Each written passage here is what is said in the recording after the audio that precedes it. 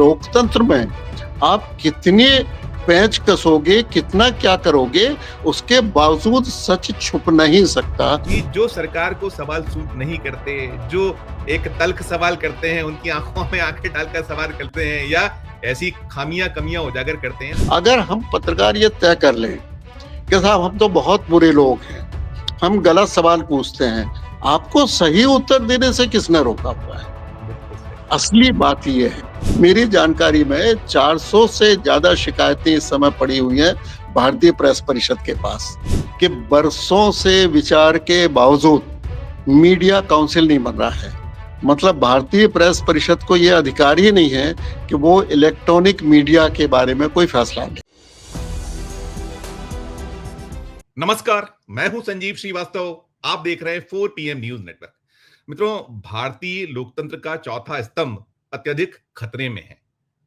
स्वतंत्रता की अभिव्यक्ति पत्रकारों से छीन ली गई है और आंखों में आंखें डालकर कोई सवाल पूछे, तल्ख प्रश्न हो या फिर सरकार की पोल खुलती हो तो ये बर्दाश्त नहीं किया जा रहा है। ये जो इस तरह की जो सवाल हैं, इनकी गूंज बीते 11 सालों से जो मोदी ईरा है, थर्ड टर्म है, और ये बढ़ती चली जा रही है, लगातार हो रही है।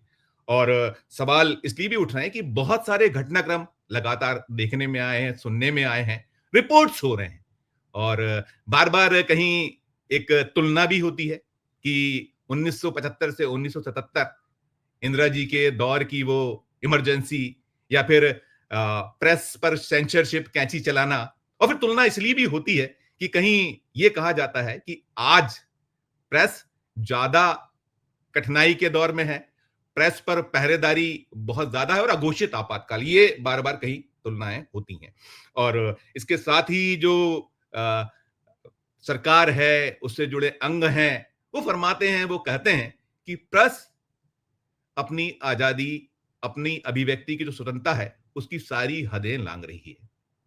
ये कहीं आरोप प्रत्यारोप का सिलसिला लगातार चल रहा है और तुलनाएं बार बार हो रही हैं और महसूस तो यही हो रहा है कि बहुत कुछ बदला है और कहीं ना कहीं जो प्रेस है और जो वास्तव में वैकल्पिक मीडिया जो आज बड़ा एक इस तरह का सरकार को कष्ट पहुंचाने वाला एक प्लेटफॉर्म बना हुआ है, तो उससे तो पीड़ा हो ही रही है और हर तरफ पहरेदारी बढ़ रही, हम देख पा रहे हैं। और मैं ये सारी बातें जो कर रहा हूं या इस पे शुरुआत करने जा रहा हूं, तो उसकी एक बड़ी वजह जो अभी बिहार में चल रहा है, बिहार में वोटबंदी की बड़ी गूंज है, राजनीतिक दलों की अपनी पीड़ा है और वहां जो वोटर लिस्ट का जिस तरीके से शुद्धिकरण का एक सिलसिला चल रहा है, और शुद्धिकरण में उसको रिपोर्ट्स भी की जा रही कि वहां क्या क्या खामियां हैं, क्या क्या कमियां हैं, कैसे वो पूरा काम चल रहा है। और ये संदर्भ पूरा इस चर्चा का है अजीत अंजुम जी। अजीत अंजुम जी जो वैकल्पिक मीडिया है, हम जैसे प्लेटफॉर्म है, उसका एक स्टार चेहरा है। आप देखते हैं उनकी बेबाकी, उनकी रिपोर्ट्स, और जब वो एक मेन स्ट्रीम मीडिया में होते थे तब का भी उनका अपना दौर रहा है। उनके उस दौर के रिपोर्ट्स को याद किया जाता। अब तो एक गोदी मीडिया का जमाना हो गया है, जो मोदी काल है, उसमें बार बार कहीं ये सारी चीजें होती हैं, बातें होती हैं। तो ये जो सवाल उठ रहा है कि कौन किसका गला दबा रहा है, क्या वास्तव में प्रेस जो है अपनी आजादी का बेजा इस्तेमाल कर रहा है, क्या वो अपनी सीमाएं लांघ रहा है, या फिर सरकार जिसे एक जो तीखे सवाल है या जो पोल खोलने वाली रिपोर्ट्स हैं, वो कहीं उसके लिए बहुत बहुत ऐसी मुसीबत का सबब बन गई है जिससे वो सहन नहीं कर पा रहा है। और अब जो अभिव्यक्ति की आजादी है वो निरंतर बेहद बेहद खतरे में पड़ती चली जा रही। तो इसी सब विषय पर, इसी सब मसलों पर बातचीत करने के लिए चलेंगे एक बहुत बहुत खास मेहमान के। सबसे पहले मैं उन्हें जोड़ूंगा, जुड़ गए हमसे, हमारे साथ हैं सीनियर जर्नलिस्ट प्रकाश दुबे साहब। प्रकाश दुबे साहब का 5 दशकों का अनुभव है और आप नवभारत टाइम्स में एक लंबी पारी खेल चुके हैं। और उसके बाद अभी जो दैनिक भास्कर पत्र समूह, जो विशंबर दयाल जी अग्रवाल साहब, स्वर्गीय विशंबर दयाल अग्रवाल साहब, उनके दैनिक भास्कर जो समूह से जुड़े हुए हैं, आप नागपुर, झांसी और तमाम जो संस्करण वहां हैं उसके आप ग्रुप एडिटर हैं। और मैं एक चीज और बता दूं कि प्रकाश जी के जो रिपोर्ट्स होती थी, आज भी हैं, हम उन्हें पढ़ पढ़ के, पहले तो हमने सीखा था और आज भी हम उनकी जो रिपोर्ट्स हैं उन्हें निरंतर गुनते हैं, बुनते हैं, सीखते हैं। और जो हम प्रकाश जी से जुड़े हैं उसकी एक बहुत खास वजह ये भी है कि प्रकाश Dubey ji press council of India के एक बहुत सुधी सदस्यों में शुमार रहे हैं, जिन्होंने अपना जो कार्यकाल था उसमें बहुत ऐसी रिपोर्ट्स या बहुत ऐसे उस मामले जो है, क्योंकि जो प्रेस काउंसिल ऑफ इंडिया है वो प्रेस की आजादी और कहीं प्रेस की निरंकुशता दोनों पर चेक एंड बैलेंस के लिए तो बहुत कुछ करते रहे हैं। तो मैं प्रकाश जी आपका बहुत बहुत स्वागत करूंगा पुनः, और आरंभ करूंगा जो हमने अजीत अंजुम जी वाला मामला प्रकरण है, जिसे लेकर कहीं यह है कि अजीत अंजुम जी अपना काम कर रहे थे बिहार में, जो आप देख रहे हैं पा रहे हैं वहां जो वोटर लिस्ट शुद्धिकरण का काम चल रहा है, तो उस रिपोर्ट पर बड़ी एक हंगामा खड़ा हुआ है भारत में, एफआईआर उनके खिलाफ हो गई है। इसके बाद प्रेस जो है, हम लोग हैं वो मान रहे हैं कि ये हमारा गला घोटा जा रहा है, प्रेस का गला, मीडिया जो वैकल्पिक है या जो सवाल पूछने वाला मीडिया है, और उधर सरकार ये कह रही कि ये अपनी सीमाएं लांघने की एक कुचेष्टा की गई है। कहीं उस जो आपको अभिव्यक्ति की स्वतंत्रता मिली हुई है उसका बेजा इस्तेमाल है और सरकारी काम में दुरुपयोग जैसे आरोप के साथ प्रकरण दर्ज कर लिया। तो पहली टिप्पणी भी मामला सुप्रीम कोर्ट भी पहुंच गया। पूरे मसले पर आपकी एक टिप्पणी, फिर मैं और आगे सवाल करता हूं। प्रकाश सर। संजीव जी, सबसे पहले तो आपको नमस्कार और आपके दर्शक और श्रोताओं को मेरा अभिवादन। आपने जो कुछ कहा तो उसमें तो मैं ये समझता हूं कि ये भी एक निराशा की स्थिति है कि जो काम हमें करना चाहिए उस काम के लिए किसी की प्रशंसा की जाए या किसी को श्रेय दिया जाए। इसका मतलब है कि हम लोगों में कहीं ना कहीं कोई कमियां आ रही है, एक समूह के रूप में, एक समुदाय के रूप में। और जब आप अपनी भूमिका रख रहे थे तो मुझे याद आ रहे थे डॉक्टर जाकिर हुसैन, जिन्होंने महात्मा गांधी की बुनियादी तालीम के लिए बहुत काम किया था, लेकिन वो एक अच्छे लेखक थे। तो हम पूरी कहानी तो आपको नहीं सुनाएंगे क्योंकि आपके दर्शकों का बहुत समय लेना ठीक नहीं होगा। उनकी एक कहानी थी और कहानी का शीर्षक था अब्बू मियाँ की बकरी। जी जी। कहानी थी अल्मोड़ा की। आपको याद हो कि आपके कुछ दर्शक और श्रोता भी इसको याद कर लेंगे। जो उस कहानी का अंत था उसका कुल मिला के एकमात्र जो सीख थी, सबक था, वो ये था कि आपकी आजादी पर किसी भी तरह का कोई बंधन स्वीकार नहीं होगा। अब आज जब मैं उसको सोचता हूं तो मुझे लगता है कि वो अब्बू मियाँ जो है भारत के संविधान के अर्थ में तो डॉक्टर आम्बेडकर हैं, सर। और जो उनकी बकरी है वो गांधी जी का विचार है। बहुत सुंदर व्याख्या। तो उस तरह से मुझे ये लगता है कि आप ये सोचिए, और ये बात मैं इसलिए कह रहा हूं कि हमारे बहुत वरिष्ठ साथी हैं और हम तो हमेशा उसे कहते रहे हैं कि आपके इस साहस से जिस इलेक्ट्रॉनिक मीडिया की गिरती साख को कई बार बचाया गया है, ऐसे अजित अंजुम जो है उनके बारे में अगर यह हुआ तो मैं ये कहता हूं कि उनके खिलाफ एफआईआर हुआ तो है, तौबा मचाने की जरूरत नहीं है। कारण क्या है कि हम याद करें कि कोरोना के काल में विनोद दुआ जैसे एक पत्रकार थे, उन्होंने जो कुछ कहा था वो न तब के कानूनों के अंतर्गत, तब के संविधान के अंतर, और अब जिस आप इंडियन पीनल कोड को उसमें न्याय शब्द जोड़ के और उसको बहुत प्रचारित करना चाहते हैं, ना उसमें कोई अपराध था। लेकिन उस समय न्यायपालिका से लेके प्रशासन तक किसी ने उनकी जमानत पर फैसला लेने से इसलिए टाला कि साहब कानून में यह है कि एक बार तो आपको हाजिर होना पड़ेगा। और जबकि वो तो शिमला के गांव में था, बहुत छोटा देहात था, लेकिन शिमला जाने के लिए दिल्ली से ना तो हवाई जहाज चलते थे, ना रेलगाड़ियां थी, उस समय सब बंद कर दी गई थी, ना बस और टैक्सी थी। तो आप ये देखिए कि उनका जब हुआ था और अंत था, आज हमें ये कहते हुए अफसोस होता है कि विनोद दुआ हमारे साथ नहीं है।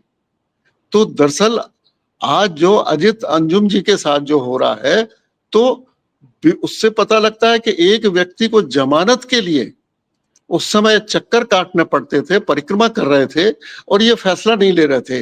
अब स्थिति ये आ गई कि अजित भाई का दोष क्या है, वो बजाय इसके कि दिल्ली के वातानुकूलित कमरे में बैठ के और 4 सवाल विपक्ष के और पत्रकारों के बारे में करें, इसके बजाय वो सीधे वहां पे पहुंच गए और उन्होंने वहां पे जाकर देखा कि राजनीतिक दलों के पदाधिकारी भी वहां पर जो है ना, वो चुनाव अधिकारियों के साथ मिलके फॉर्म छांट रहे हैं, ये तय कर रहे हैं।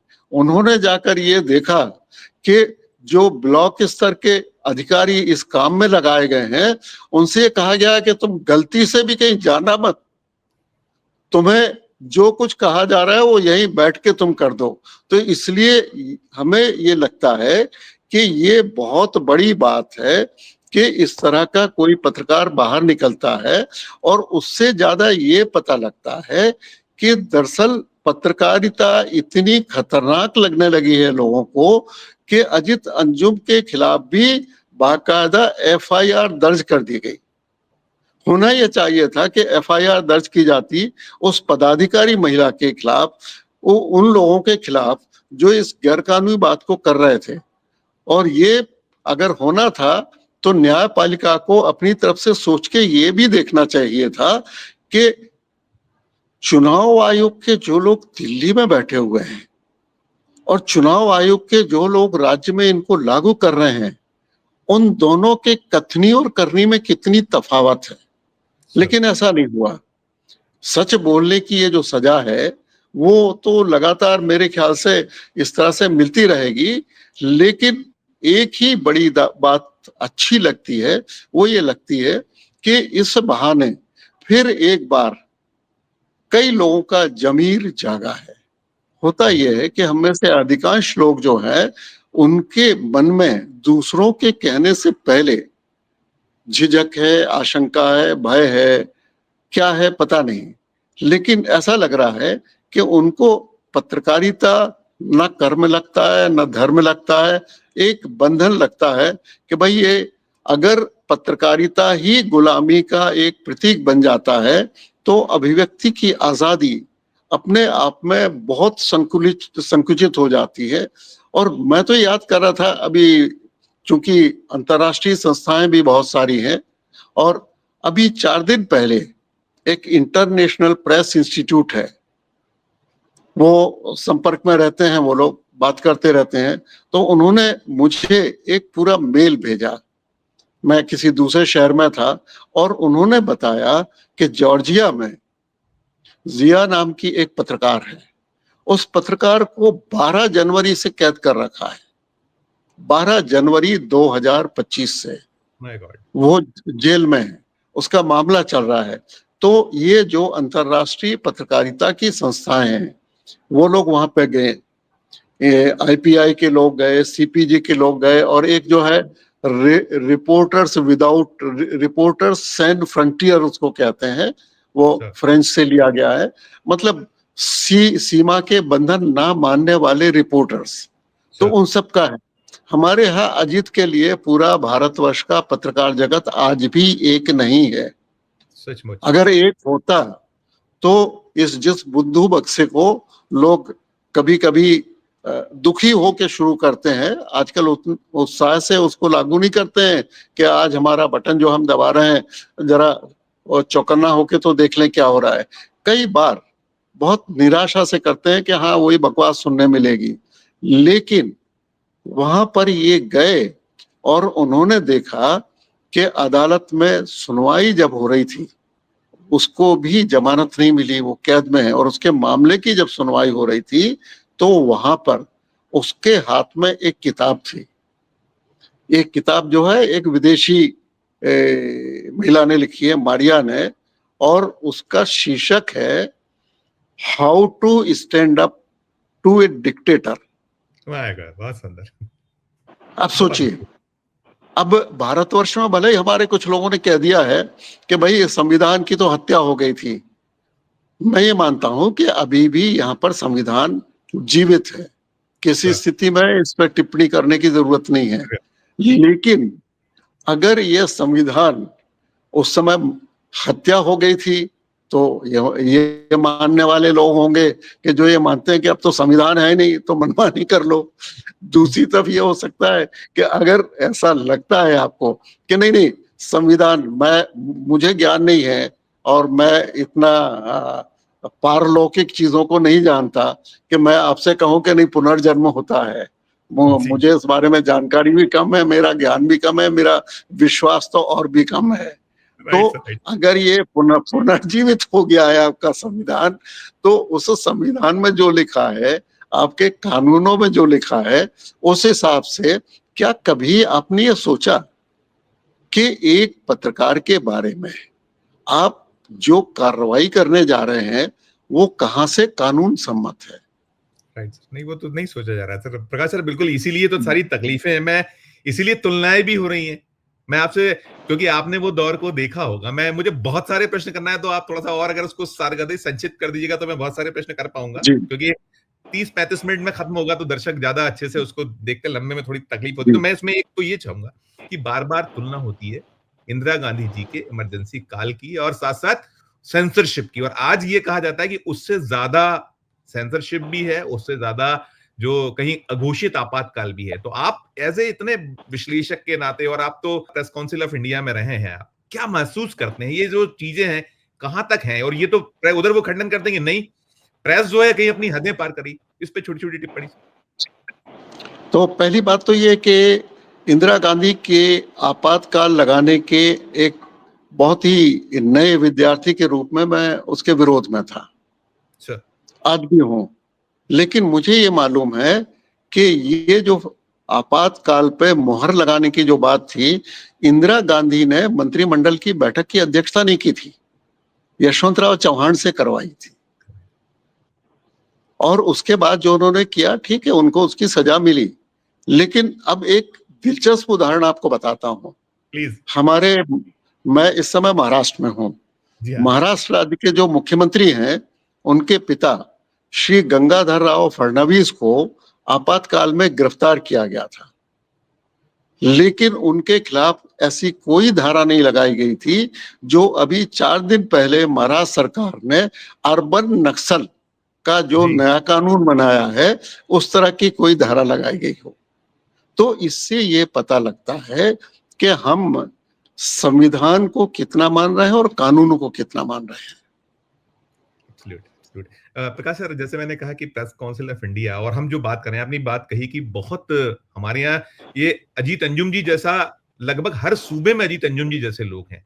कुछ सामने आ जाते हैं, कुछ नहीं आ पाते थे। भी मध्य प्रदेश में हाल में घटनाक्रम हुआ था, आपने उसे शायद देखा होगा, क्योंकि आप बहुत पैनी निगाह नजर रखते हैं भिंड में, कि एक एसपी आते हैं, वहां जो जी, रेत की खनन और जिस तरीके से बंदर बाट है, वो कहीं वो पत्रकार जो छोटे प्लेटफॉर्म्स के हैं, बेजा जी, मारा जाता है, उनको चप्पलों से पिटाई जी, की जाती जी, है। वो चैम्बर में पीटा जाता है, खुद एसपी पर आरोप है कि उन्होंने पीटा, उनके मातहतों ने जी, पीटा, और फिर उनको सिखा दिया गया। और जब वो आगे बढ़ते हैं, जी, इस पे आवाज उठाते हैं, तो उनको दिल्ली जाना पड़ता है। वहां सुप्रीम जी, कोर्ट का दरवाजा खटखटाना पड़ता है। सुप्रीम कोर्ट दिल्ली की सरकार से कहती है कि भाई इन्हें आप शेल्टर दीजिए। मध्य प्रदेश की सरकार मौन है, जो जी, मतलब ये बड़ा जी। पीड़ा को लेकर क्या कहेंगे। और ये जो कितने ऐसे मामले हैं, कुछ आंकड़ों के साथ में, कि अगर हम कुछ पिछले साल भर, 6 महीने, या जो आपके अंतिम आंकड़े बहुत हो, कहाँ है और कौन सा राज्य बहुत प्रमुख है सर? थोड़ा-सा प्रकाश डालिएगा इस पे। और आपने बिल्कुल सही कहा कि भारतीय प्रेस परिषद में हमारे सामने जो मामले आए हैं, जो उससे हमें पता लगता है कि ये किसी एक राज्य में नहीं है। मध्य प्रदेश की घटना से ये पता लगता था। आप बताइए कितने वर्षों से ये बालू माफिया के खिलाफ पत्रकार लिख रहे हैं, लेकिन उन पे कोई कार्रवाई नहीं होती। और अब ये हो गया कि जो नौकरशाह हैं, वो भी इस तरह के अपराधों पर पर्दा डालने के लिए अपने हाथों में कानून ले लेते हैं और उसके बाद इस तरह की कार्रवाई करते हैं। इसको आप ये बताइए, आतंकित करना नहीं कहेंगे तो और क्या कहेंगे? अपमानित करना नहीं कहेंगे तो और क्या कहेंगे? जिन पत्रकारों के बारे में आप ये कहते हैं कि अभिव्यक्ति की स्वतंत्रता है और जो एक साधारण नागरिक को है, ये आपकी जानकारी के लिए, आप तो जानते हैं, बाकी लोगों की जानकारी के लिए, ये जो है सामान्य नागरिक तक को ये सारी आजादी मिली है अभिव्यक्ति की। लेकिन आप उन पत्रकारों को भी नहीं छोड़ रहे हैं जो अपने लिए ये नहीं कर रहे हैं, जो समाज को आगाह करना चाहते हैं। भारतीय प्रेस परिषद में ऐसे मामले आए। जम्मू कश्मीर की एक कमेटी का मैं 3 बार सदस्य रहा हूं, कन्वीनर रहा हूं। तो मैं वहां जाकर देखा कि कोई व्यक्ति दिल्ली जा रहा है तो उसको हवाई अड्डे पर पकड़ लिया, और फिर जो रिपोर्ट आई महीनों तक उस रिपोर्ट पे आपत्ति ये थी कि भाई तुम तो देश का सोचने के बजाय पत्रकारों का सोच रहे हो। तो हमने कहा अगर हम पत्रकारों के बारे में सोच रहे हैं तो देश और दुनिया दोनों के बारे में सोच रहे हैं। तो ये जो स्थिति है, महाराष्ट्र का एक मामला है, एक पत्रकार को सड़क पर जलगांव जिले में बुरी तरह से पीटा गया। भारतीय प्रेस परिषद ने उसका कॉग्निजेंस लिया और मुझसे कहा गया कि आप जाकर उसकी जांच करिए।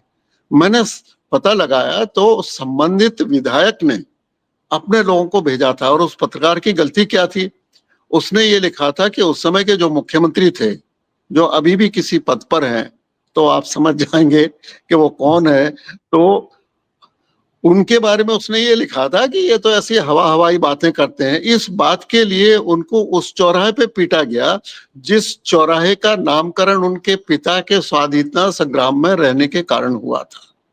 और जब मैंने संबंधित विधायक से बात की कि भाई आपने इस तरह से अपमानित किया और मारपीट की, तो उसने कहा देखो साहब मैंने तो नहीं मारा और मेरे लोगों ने मारा है तो मैं उनका समर्थन करता हूं। तो मैंने कहा आप क्या कह रहे हैं? उसने कहा देखिए जो वर्तमान में मुख्यमंत्री है वो मेरे लिए भगवान है और मेरे भगवान के बारे में कोई भी करेगा, आप मेरे खिलाफ जो रिपोर्ट में देना है आप दे देना, लेकिन अगर कोई पत्रकार भी ऐसा करेगा तो साहब उसको तो हम सबक सिखाएंगे। और फिर उसी की एक परिणति आपने 4 दिन पहले देखी।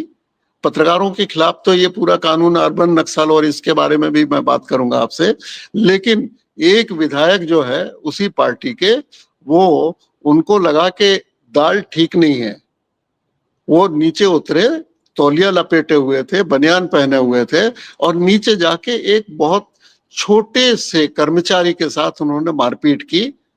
और अभी यह है कि उस कैंटीन के जो मालिक है या ठेकेदार है वो उसको नोटिस कर दिया गया, उसके खिलाफ अपराध दर्ज कर लिया गया। बिल्कुल बिल्कुल। तो ये नहीं, स्थिति है। बिल्कुल आपने कहा प्रकाश सर, हमारे यहाँ तो अभी हाल ही में बस्तर में वो एक युवा पत्रकार जो मौत के घाट उतार दिया गया था, दफना दिया था, वो या, तो खुद ही लोग थे जिन्होंने उस वो चैम्बर को खुलवा लिया और पकड़ाई में आ गया।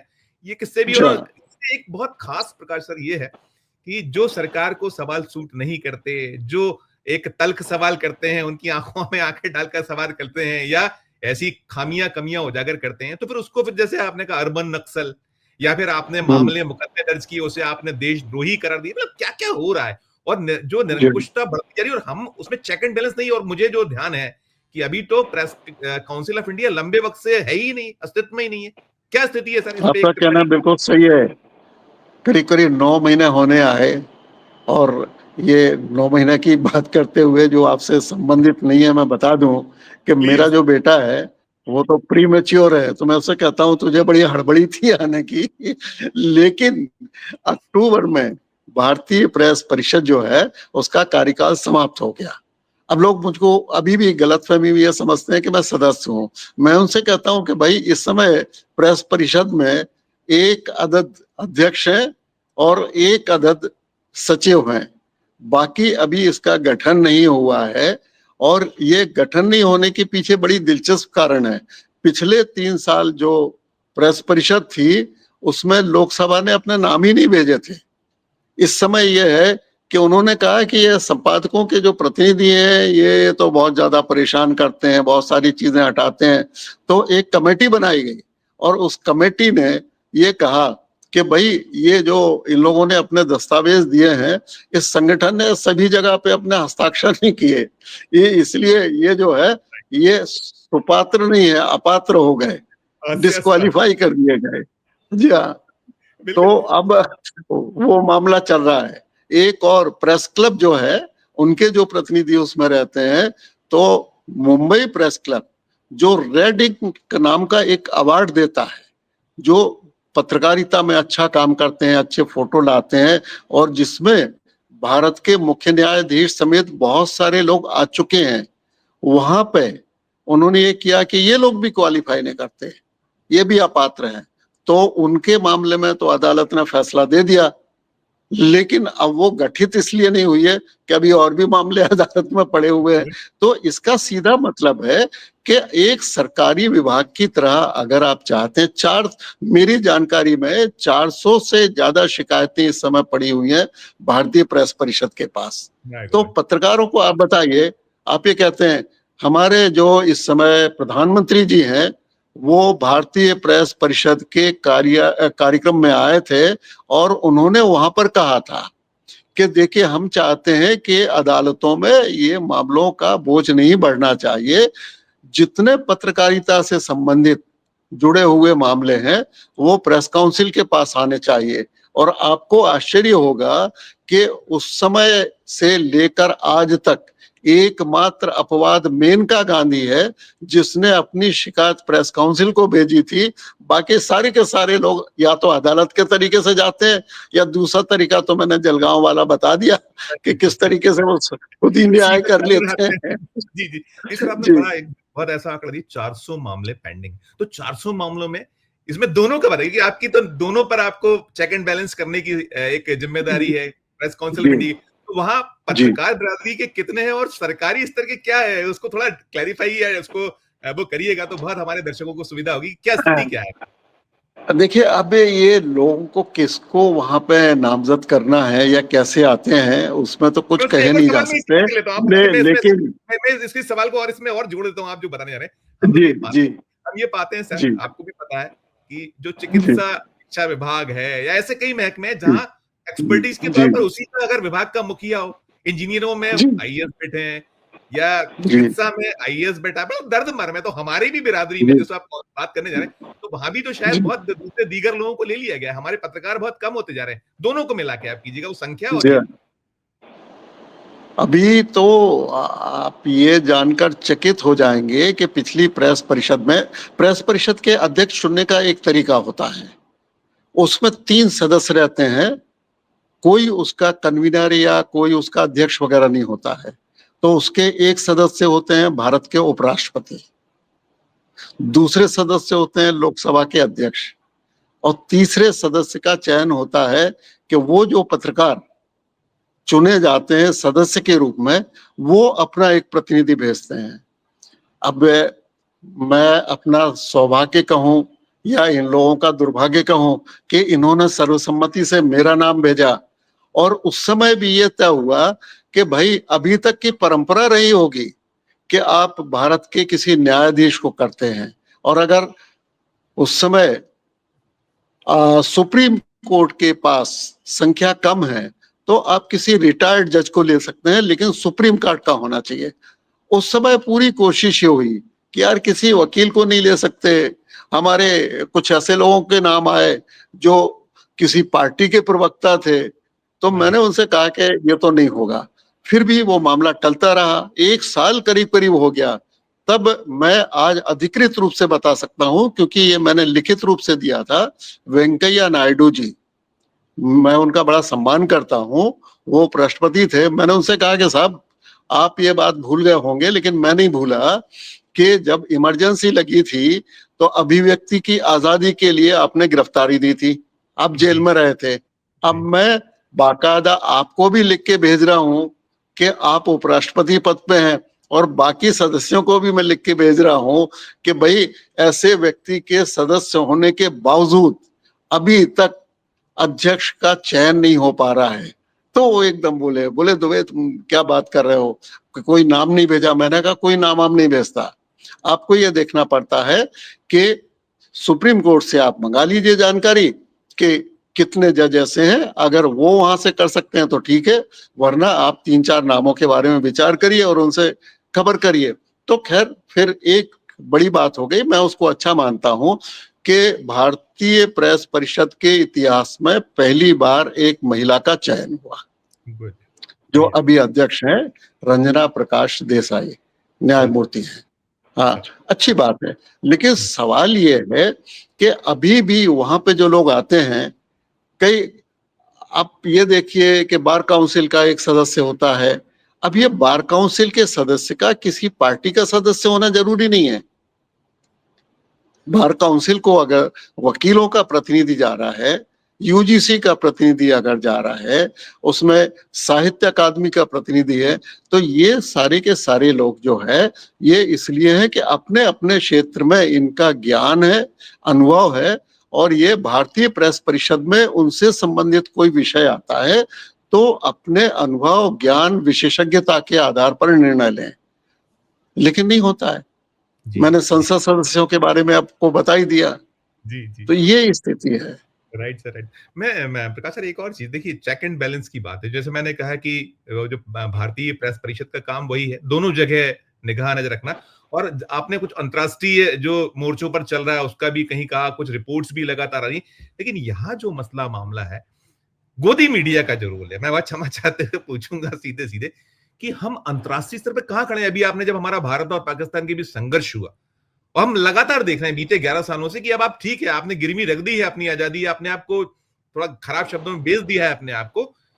आपने इस्लामाबाद पे आपका कब्ज़ा हो गया, आपने लाहौर पे झंडा फहरा दिया। ये क्या-क्या हो रहा है? इनको चेक एंड बैलेंस क्यों नहीं हो पा रहा है? क्या फिर वही कि आपको अपने सूट करने वाले लोग चाहिए और फिर जो चाहे सो आप दूसरों को कुचल दीजिए, दबा दीजिए, वो जैसे अजीत अंजुम जी ऐसे देश में फैले हुए बाकी अजीत अंजुम जी लोगों को और वहाँ आप सबको छोड़ दीजिए।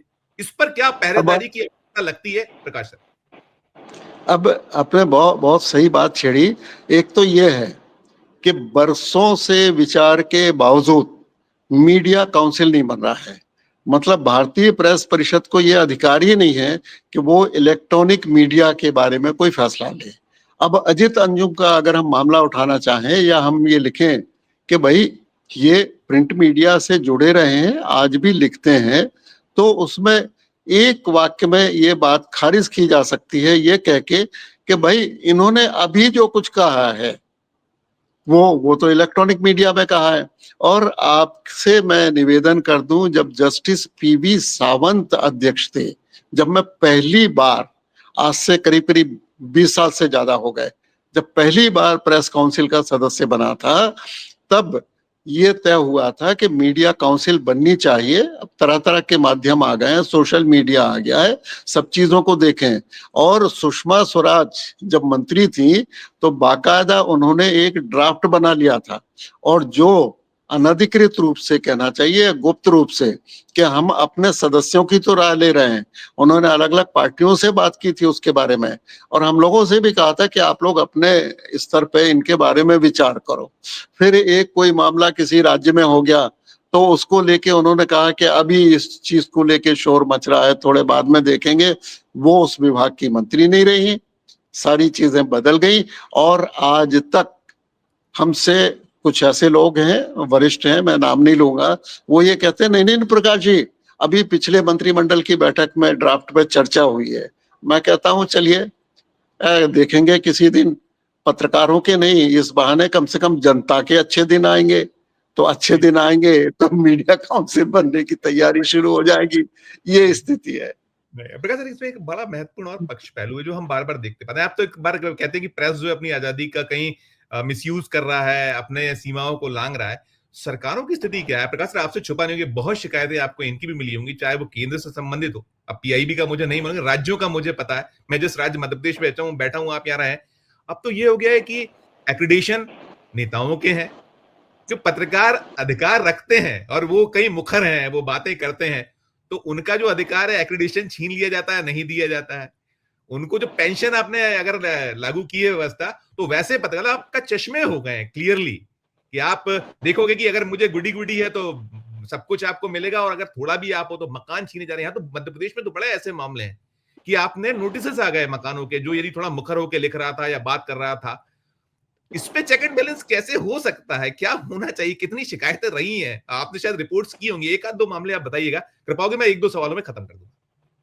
तो एक तो जो आपने बात कही तो मुझे याद आ गया, इसी मध्य प्रदेश के बारे में प्रेस परिषद के सदस्य के रूप में मैंने ये जानना चाहा, ये मामला उठाया कि आप ये बताइए कि ये जो व्यक्ति हैं, यहाँ पे किसी सदन के सदस्य हैं, ये राजनीतिक रूप से यहाँ पर सक्रिय हैं, तो इनको पत्रकारों के कोटे से आवाज कैसे मिला? मिलना तो पत्रकारों को चाहिए। तो उन्होंने कहा कि अरे नहीं, वो मुख्यमंत्री जी के जरा बहुत करीबी लोग हैं, तो उनके आपको क्या अंतर पड़ता है, पत्रकारों को किसी को देना है। मैंने कहा कि मेरी कोई सिफारिश नहीं है। मैं ये कहता हूं कि आपने एक नियम बनाया हुआ है, उनके एक्रीडिटेशन देखते हैं, उनका काम देखते हैं, उसके आधार पर तय करिए। और दरअसल जो आप कह रहे हैं ना कि जो चीजें आप पत्रकारों पे लागू करना चाहते हैं, अधिवेशन कितने दिन हो रहा है, अब कितनी जगह पे ऐसा है। अब आश्चर्य की बात यह होगी कि संसद में बीच में पत्रकारों की आवाजाही पर रोक लगा दी थी, प्रेस गैलरी बंद कर दी गई थी। अभी महाराष्ट्र सरकार ने यह फैसला किया कि जो मारपीट हुई, वो मारपीट तो हुई दो विधायकों के बीच के समर्थकों के बीच में। नजला प्रेस पे गिर अभी गया, नजला नजला सरकार प्रेस। ये सोच रही है कि सारी की सारी गैलरियां बंद कर दी जाएं। फिर धीरे से जब शोर मचेगा तो कहेंगे नहीं ठीक है, पत्रकारों को जो है उनके हिसाब से देते हैं। जो कानून बना है जिसकी मैं आपसे बात कर रहा था, जो अर्बन नक्सल के नाम से कानून बना है, उस कानून की एक खास बात पे कोई विचार नहीं कर रहा है, क्योंकि ये अन्य राज्यों में भी इसकी तैयारी चल रही है। आज हालत ये है कि माओ से तुंग, कन्हू सान्याल और चारू मजूमदार की बराबरी पर गांधी के विचार को बिठाया गया है। मतलब आपकी लड़ाई अगर गांधी से है तो आप सीधे कहो कि भाई हम गांधीवादियों को अंदर कर देंगे। अच्छा, लेकिन अर्बन नक्सल के नाम से बाकायदा सत्तारूढ़ पार्टी के एक ऐसे विधायक ने, जो मुख्यमंत्री का सचिवालय का अधिकारी रहा है, उनका सलाहकार है, उसने ये कहा कि जिस वर्धा में, जिस सेवाग्राम के आश्रम में गांधी जी रहते थे, यहाँ पे उन्होंने बता दिया कि बहुत सारे संगठन ऐसे हैं जो गांधी के नाम से जुड़े हैं, सर्व सेवा संघ और ये सब, इनमें अर्बन नक्सल से इनकी गठजोड़ है। तो आप ये बताइए कि पत्रकारों को जो आप कर रहे हैं, आप कोई पत्रकार वहां पे कवरेज के लिए जाए और बोले कि आप अर्बन नक्सल को यहाँ पे कवर कर रहे हैं, तो फिर तो हद हो गई।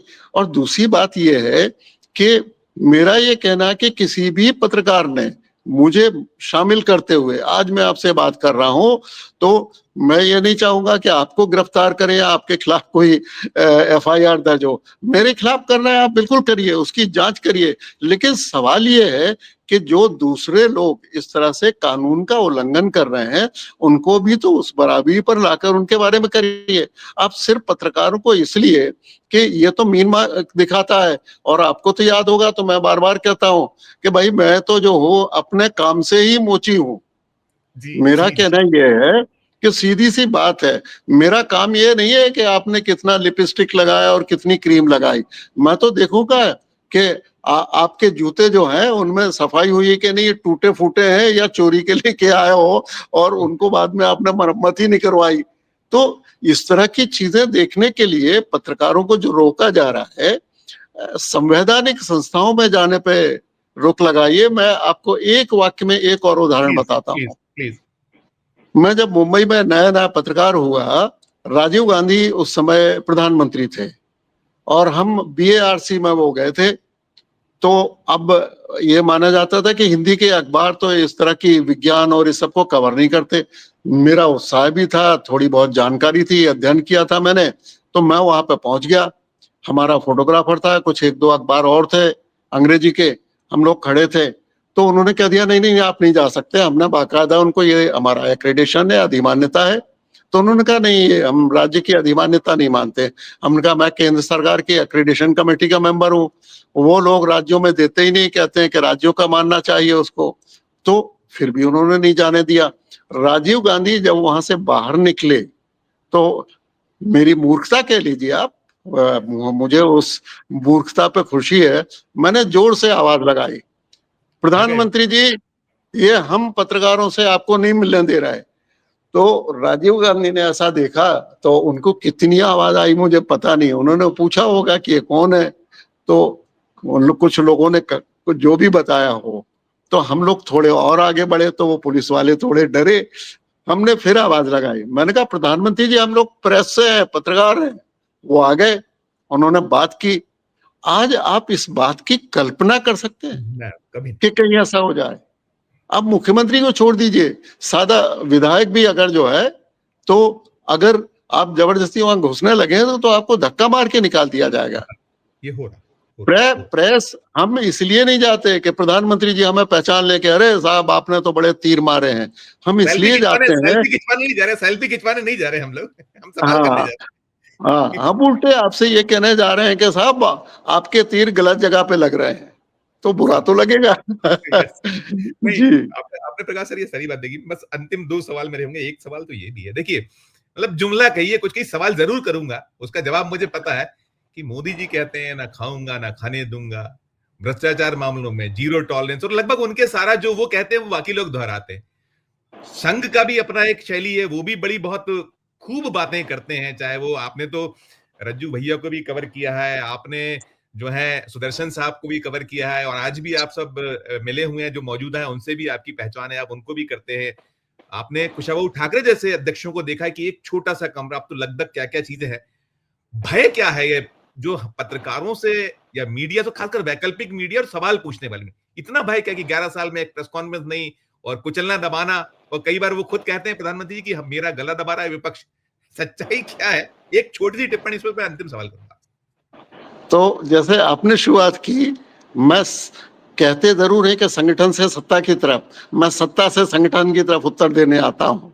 तो सत्ता का पहला, आप लोगों को ये जानकर आश्चर्य होगा कि वो जो एकता यात्रा निकली थी और जिसमें मुरली मनोहर जोशी के, डॉक्टर जोशी के साथ वर्तमान प्रधानमंत्री थे, 3 महीने तक हमने उनके साथ उड़ीसा से लेके और गुजरात तक पूरा कवर किया था। और मैं उनसे मजाक में कहता था कि आज आपका इंटरव्यू करते हैं, तो कहते अरे प्रकाश भाई क्या कर रहे हो, अध्यक्ष जी से बात कराते हैं। तो मैंने कहा यार हमारा जो अखबार है वो रोज रोज अध्यक्ष जी की वही वही बात नहीं छापेगा। ये वो था। अब हालत ये है कि आप प्रश्न भी लिख के देते हैं और उत्तर भी लिख के देते हैं, और जब वो पत्रकार इस बात को मानने के लिए तैयार नहीं है, तो एक कारण तो ये है। दूसरा कारण ये है कि जो राष्ट्रीय स्वयंसेवक संघ के वर्तमान मुखिया हैं, सरसंघ चालक कहते हैं, ये गुजरात में रहे हैं, प्रचारक के रूप में रहे हैं, तो एक उनका स्नेह होता है। एक बार मैंने उससे पूछा था, मैंने उससे कहा कि बताओ आप लोग इतनी ईमानदारी और ये सब सिखाते हैं, और उसके बाद पता लगता है कि प्रश्न के लिए पैसे लेते हुए लोग पकड़े जाते हैं, कुछ इस तरह से करते हैं। तो डॉक्टर भागवत ने एक बहुत दिलचस्प उत्तर दिया। उन्होंने कहा कि देखिए ये इन्होंने इस तरह की बात कही है, लेकिन ये है कि ये तो जैसे आप स्कूल में जाते हैं, आपको पाठ पढ़ाया जाता है। अब बाद में उसने कितना सबक सीखा कितना नहीं, लेकिन मैं ये सोच रहा था कि ये सबक सीख लेते हैं। अब अगर आप डॉक्टर भागवत की जो प्रभात प्रकाशन से एक किताब छपी है उनके भाषणों की, उन्होंने जो जो कहा है वह सत्तारूढ़ पार्टी ने या सरकार ने क्यों नहीं किया, ये भी आप पूछ लेंगे तो ये अपराध हो सकता है। लेकिन हम जैसे लोग तो पूछ लेते हैं, आपको भी पूछने का अधिकार है। अगर हम पत्रकार ये तय कर लें कि साहब हम तो बहुत बुरे लोग हैं, हम गलत सवाल पूछते हैं, आपको सही उत्तर देने से किसने रोका हुआ है? बिल्कुल सही। असली बात ये है कि अगर आपके पास उत्तर है तो आप क्यों नहीं, पत्रकार ठीक है, मुझे मालूम है कितने मेरे अपने दिल्ली के उसमें प्रधानमंत्री और राष्ट्रपतियों से कुछ से तो मतलब थोड़ी मुझे लगता है कि ज्यादा छूट ले लेता था, हंसी मजाक कर लेता था। नहीं करेंगे भाई, आपसे बहुत गंभीर और बड़े विनम्रता से प्रश्न करेंगे, आपको उत्तर देना हो दो, नहीं देना हो नहीं दो, उनका मुकाबला तो आप करिए। क्योंकि हम ये नहीं मानते कि आप में इतनी भी क्षमता नहीं है कि आप उत्तर नहीं दे सकते, लेकिन आपको उत्तर देना होगा क्योंकि आप निर्वाचित प्रतिनिधि हैं। तानाशाह मना कर सकता है, लोकतांत्रिक प्रतिनिधि मना नहीं कर सकता, ऐसा हम लोग मानते हैं। और अगर आपको लगता है कि हम गलत मानते हैं, तो हमें ये लगता है कि संविधान ये कहता है कि नहीं हम लोग तो सही है। राइट राइट, बिल्कुल, बहुत सारा एकदम बिल्कुल सही एलिब्रेशन है। मैं अंतिम सवाल करूंगा प्रकाश भैया कि जो अभी स्थितियां हैं, कम से कम जो हमारी बिरादरी है, और खासकर वही वैकल्पिक मीडिया या जो सवाल पूछने का कुछ साहस जुटा पाते हैं, वो बाकी तो गोदी मीडिया की मैं बात नहीं करता, तो अपना नैरेटिव सेट करते रहे। ऐसी स्थिति में जैसे आपने कहा कि हमें अर्बन नक्सली ठहरा दिया जाना, हमारे खिलाफ मामले मुकदमे हो जाना, देशद्रोही करार दिए जाना, मतलब इधर कुआं उधर खाई है कि हमें अपने कर्तव्य का निर्वहन भी करना है और उसमें बचे भी रहना। और ये जो है कि कहीं हमें ब्लैकमेलर कह दिया जाता है एक स्ट्रोक में, कोई आपका, जैसे वो जो मैंने भिंड की बात की थी, मैंने पूछा था वो असित यादव जो एसपी भिंड थे जिन्होंने पिटाई की थी, जिन पे आरोप था, और ये भी था कि पेशाब पिलाई, ये भी उसने कहा था उस लड़के ने। मेरे पास उसकी पूरी की पूरी है, मैंने उससे अलग अलग जो वार्तालाप किए वीडियो मेरे प्लेटफॉर्म पे है। तो ये जो सारी स्थिति, ऐसे हालात में ये जो हमें कहीं लांछन ना लगे कि हम ब्लैकमेलर या हम, वो तो लगाए जाएंगे, लेकिन बचने के लिए एज ए आप बहुत सीनियर जर्नलिस्ट, साथ में आप प्रेस काउंसिल ऑफ जो इंडिया है उसके पूर्व सदस्य के नाते क्या मशविरा देंगे हमारी बिरादरी को? यही खत्म करूंगा प्रकाश सर। देखिए इस तरह की हरकतें अपनी सरकार में होंगी ये तो किसी ने नहीं सोचा था। लोकमान्य बाल गंगाधर तिलक के खिलाफ जब देशद्रोह का मामला चला तो लोगों को ये जानना चाहिए कि मोहम्मद अली जिन्ना नाम के वकील ने उनका बचाव किया था, उनके लिए खड़े हुए थे, उनका प्रेस जब्त कर लिया गया था, उनको मांडले जेल भेजा गया। दूसरी तरफ गणेश शंकर विद्यार्थी का भी प्रेस जब्त किया गया था, बार बार लोग चंदा करते थे। कर्मवीर का मध्य प्रदेश में होता था और भगत सिंह चुपके चुपके आते थे कानपुर में और वहां बैठ के रात में अपना लेख लिखते थे और चले जाते थे। तो दरअसल इस तरह की स्थितियों की पत्रकारों को आदत है, ये भी सत्ता दल को नहीं भोगना चाहिए। हुआ ये कि दरअसल 1977 में जब हमें दूसरी आजादी मिली, उसके पहले की कुछ चीजों को तो हमें ध्यान में रखना पड़ेगा। उस समय भी कई पत्रकार ऐसे थे कि जिनके बारे में लाल कृष्ण आडवाणी ने यह कहा था कि भाई आपसे तो कहा था कि आप थोड़े झुक जाओ, आपने तो घुटने टेक दिए। अब आज की स्थिति में हम कह सकते हैं कि भाई ठीक है, आडवाणी जी की तो याददाश्त ठीक हो गई इसलिए वो नहीं बोल पा रहे, लेकिन जिन लोगों ने उनको सुना है और जिन यस, लोगों ने कहा है कि वो बहुत सही कह रहे हैं, उन लोगों को ये समझ में नहीं आ रहा। तो देखिए, हम ये मान के चलते हैं कि हम लोगों पे तो होगा। मैं किसी एक अखबार का नाम लेके और वाहवाही नहीं चाहता। एक अखबार ने ये कहा कि भाई गंगा में लाशें जो है वो मिल रही हैं। आपने ठीक है उससे नाराजगी अपनी निकाल ली। सवाल ये कि इस तरह की जो चीजें सामने आएंगी, कोई ये पूछेगा आप इसमें क्या आप रोक लगा सकते हैं कि सब लोग ये कह रहे हैं कि नहीं नहीं साहब, राफेल तो लड़ाई में गए नहीं, राफेल का तो नुकसान ही नहीं हुआ। अरे आपका फौज का एक बहुत वरिष्ठ अफसर जो है वो ये कह रहा है कि हाँ नुकसान हुआ है, कोई कह रहा है एक हो रहा है, कोई कह रहा है एक से ज्यादा हो रहा है। तो दरअसल लोकतंत्र में आप कितने पैंच कसोगे, कितना क्या करोगे, उसके बावजूद सच छुप नहीं सकता। इसलिए बेहतर यह है कि हम ये बताएं कि हमारी इतनी कमजोरी है, इतना अच्छा कर रहे हैं, और यही तरीका है जिससे पत्रकारिता सुरक्षित रह सकती है। और अगर आपको यह कि सरकार बचाने के लिए अगर आप काम कर रहे हैं तो यार बहुत सारे पद हैं, उसमें करिए। किसी ने एक बार शुरुआती दौर में मुझसे एक बात कही थी कि बेटा पैसे कमाना है तो तुम अपनी जात पात भूल के कहाँ पैदा हुए थे, तुम जो है बाटा की एजेंसी ले लो। बहुत सुंदर।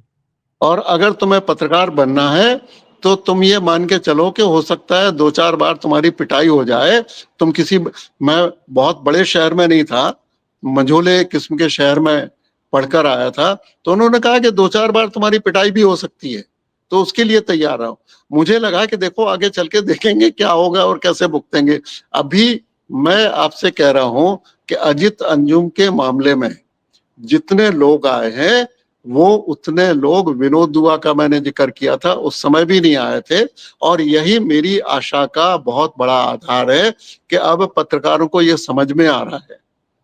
आपने एक बहुत बड़ी बात कही थी, मुझे लग रहा है आपका समय बहुत हो रहा है नहीं चलेगा, कि चलेगा, खत्म। जी जी। हम 100 से नीचे उतर गए, 150 के आसपास आ गए अपने अभिव्यक्ति के क्रम में।